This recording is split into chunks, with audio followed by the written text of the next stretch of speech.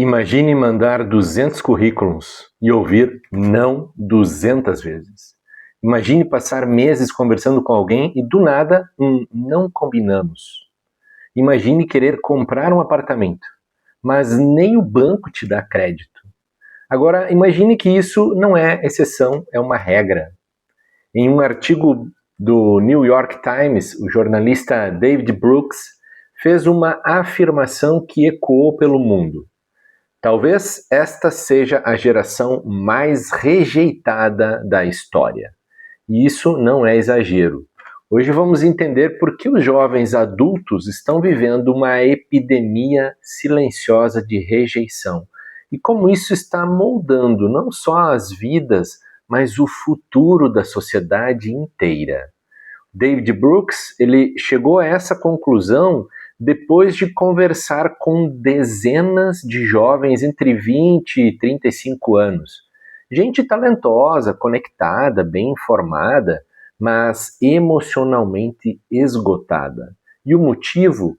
Vivemos numa era em que a competição é constante. Competimos por tudo, por trabalho, por reconhecimento, por amor, por atenção nas redes sociais, até por tempo de descanso. E o problema é que quanto mais portas se abrem digitalmente, mais portas se fecham emocionalmente. Nunca tivemos tantas oportunidades. E aqui está um paradoxo, né? Nunca nos sentimos tão rejeitados.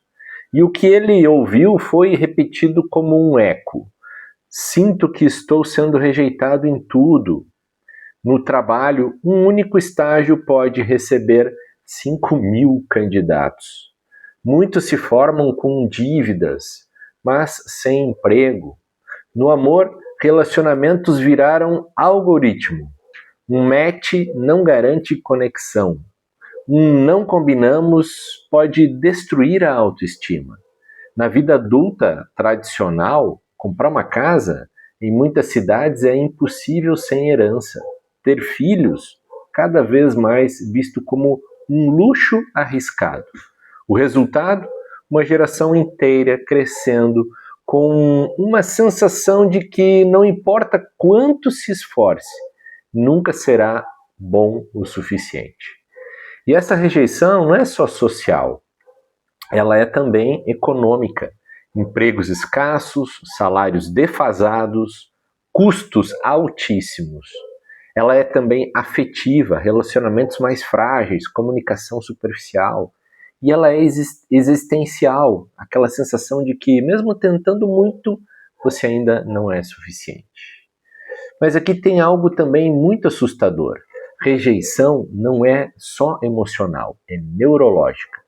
E o psicólogo Roy Baumeister, um dos maiores especialistas do mundo em rejeição social, descobriu algo.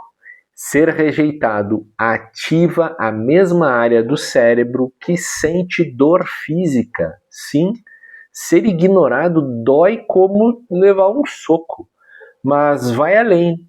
Ele provou que, após ser rejeitado, as pessoas têm menos autocontrole, elas comem mais, gastam mais, procrastinam mais, elas ficam menos empáticas, têm dificuldade de se colocar no lugar do outro e tomam decisões mais impulsivas.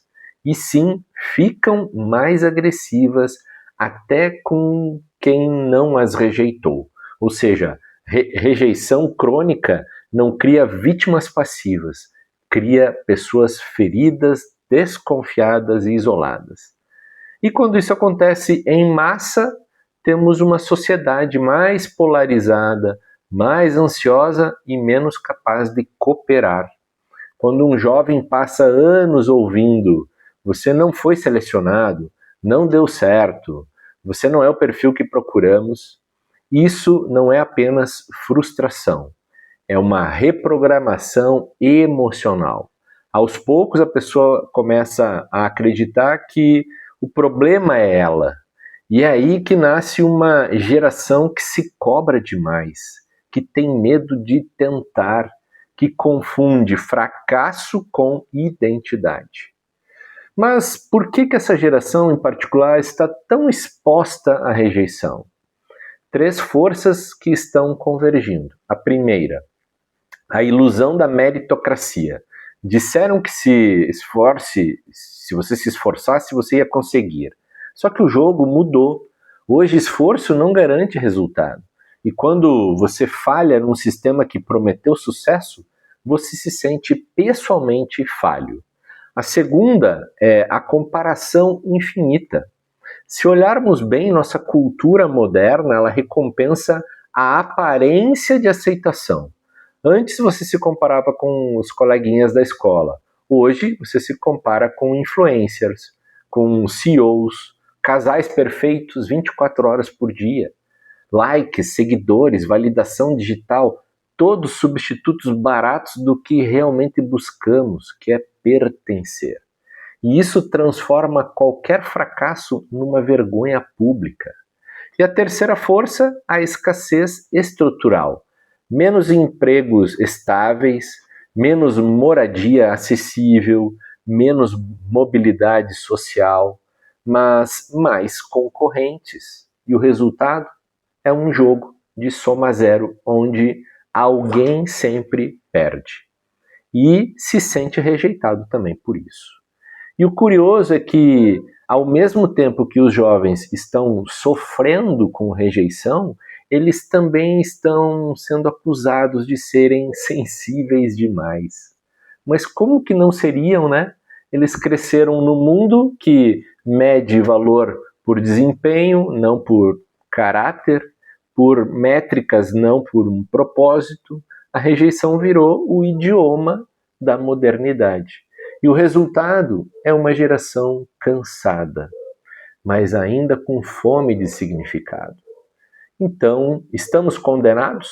Não. Mas a solução, ela não está em pensar positivo. Ela está em reconstruir os sistemas que geram rejeição em massa. Ser aceito não é ser aprovado por todos, é se aceitar o suficiente para continuar tentando. É olhar para dentro e perceber que o valor real ele não está em ser escolhido, mas em não desistir de escolher a si mesmo. Individualmente, nós podemos parar de ver rejeição como um fracasso pessoal, e sim como um feedback de que o sistema é imperfeito. Criar redes de pertencimento reais, não digitais. Buscar validação interna, não externa. Coletivamente, nós precisamos também repensar o que é sucesso. Criar economias locais que valorizem a cooperação, não a competição. Incentivar também lideranças que acolhem, não filtram. Porque o oposto de rejeição não é aceitação, é pertencimento. E pertencimento não se compra, a gente constrói. David Brooks termina o seu artigo com uma pergunta fantástica. O que acontece com uma sociedade que rejeita sistematicamente sua juventude? A história nos mostra. Sociedades que marginalizam os seus jovens colhem revolta, apatia ou fuga. Mas também há outro caminho, o caminho de reconhecer a dor, validar a luta e reconstruir juntos. Porque essa geração não é fracassada, é resiliente em um mundo que não foi feito para ela. E talvez a cura para o caos atual comece exatamente aí, em parar de rejeitar e começar a acolher. Se você se viu nesse vídeo, você não está sozinho.